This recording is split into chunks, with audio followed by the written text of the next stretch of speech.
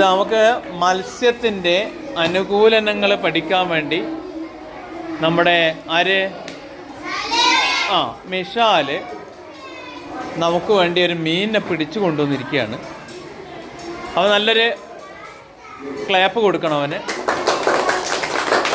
അപ്പോൾ മീനിൻ്റെ അനുകൂലനങ്ങൾ ശരിക്കും നമുക്ക് മനസ്സിലാവും.